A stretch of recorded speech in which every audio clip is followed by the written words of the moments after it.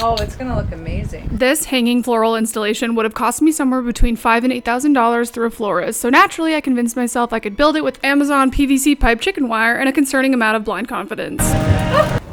My little helper. She's mowing right now. Welcome to DIY Bride Diaries. If you have expensive taste and a wedding budget that doesn't agree with it, you're in the right place. This hanging wisteria chandelier ended up being the centerpiece of our wedding in a lot of ways, and today I'm breaking down exactly how I made it, what I used, what I do differently, and how much it actually cost. Now, before we get into the actual tutorial, here's a little context. My husband and I originally planned to elope, then we realized how important it was to us that our families be part of the day. Princess. So our tiny elopement quickly turned into an 85-person wedding. The only problem? We had less than a month to pull the whole thing off. I planned this entire wedding myself, built almost everything by hand, and somehow convinced myself that adding a giant hanging floral installation over the dance floor was a reasonable idea. Don't even get me started on the ceremony area, okay? That's for another video.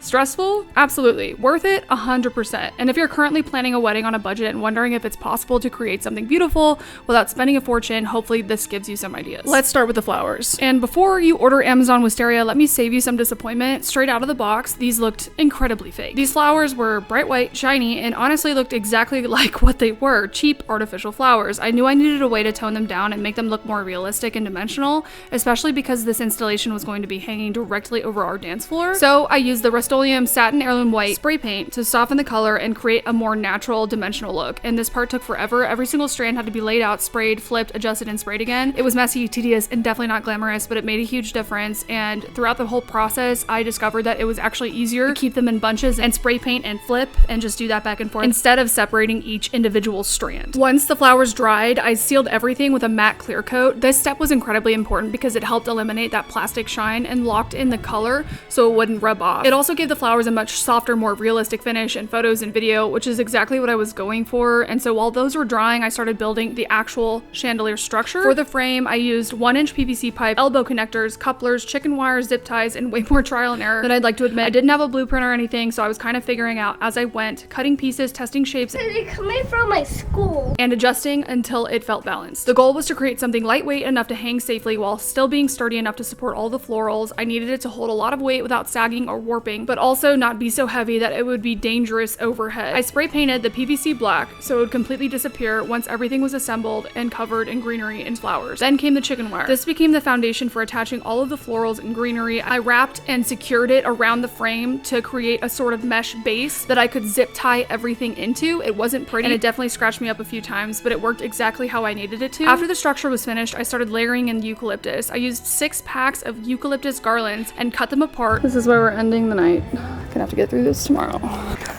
To create a more organic, natural look instead of just draping them as is. I focused on building a base layer of greenery first so that the flowers would have something to sit on and it wouldn't look sparse. Then I added in the painted wisteria and started building depth and fullness throughout the entire installation. I varied the lengths, clustered some areas more densely than others, and tried to avoid making it look too uniform. This is where it finally started looking like the vision I had in my head instead of just a pile of supplies zip tied together. I mixed in amaranthus and a few pearl details. It's more greenery than I anticipated, and I still have to use those for the ceremony area, so I put the pearl strands in there to add texture and movement and make the whole piece feel a little more custom. Those little details made a big difference in breaking up the repetition and giving it that layered, dimensional look. At this point, the structure was mostly finished, and then Texas decided to be Texas. A tornado ended up touching down not too far from my mom's house where I was building everything, so instead of finishing the chandelier, we ended up scrambling to get it moved into the barn before it got destroyed. Not exactly part of the original plan, but once it was safe, we suspended it inside the barn so I could keep working on it over the next few weeks. Whoa, baby. You good? Any lace on it. It's okay. Oh no. I like it. No, you don't. Honestly, most of the installation sat exactly like this until just a few days before the wedding. I was still planning the wedding, working, and trying to finish a million other projects at the same time. A few amazing friends came over during the final stretch and helped me fluff everything back out, tighten things up, and add some of the final greenery after the winds had knocked parts of it around. But by that point, we were officially in crunch time, and then came installation day. Taylor's Rentals was incredible and helped us get everything safely suspended inside the tent over the dance floor. I genuinely could not have done that part by myself. And seeing it hanging there for the first time made every late night, every zip tie, every can of spray paint, and and every moment of stress completely worth it. It ended up being exactly what I had imagined when I first saved those inspiration photos months earlier. So for anyone curious, I've put together the full materials list, cost breakdown, measurements, and everything I used to build this installation. You can find all of that linked in my profile if you'd like to recreate something similar for your own wedding. This project ended up costing me around $800 in materials. A professional installation like this could easily have cost several $1,000s, and while it was definitely a labor of love, it became one of my favorite parts of our entire wedding. As much work as this chandelier was, it wasn't even the biggest floral project from our wedding. So in the next DIY Bride Diaries episode, I'll show you how I built our entire ceremony backdrop from scratch, including the hanging wisteria installation that became the focal point of where we said our vows. And trust me, if you thought this project was ambitious, just wait until you see that one.